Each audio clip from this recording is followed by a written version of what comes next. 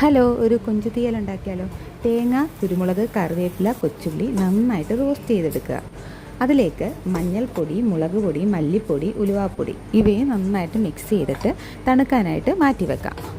ഒരു ചട്ടിയിൽ കുറച്ച് കടുക് പൊട്ടിച്ച് അതിലേക്ക് കൊച്ചുള്ളിയും കറിവേപ്പിലയും ഇട്ട് നന്നായിട്ടൊന്ന് വഴറ്റുക. അതിനുശേഷം തക്കാളിയും മുരിങ്ങയ്ക്കയും ആഡ് ചെയ്യാം. കുറച്ച് ഉപ്പിടുക. മുരിങ്ങയ്ക്ക വേവാനായിട്ട് നല്ല ചൂടുവെള്ളം കുറച്ച് ഒഴിച്ചു കൊടുക്കാം. അതിനുശേഷം അടച്ചു വെച്ച് വേവിക്കാം.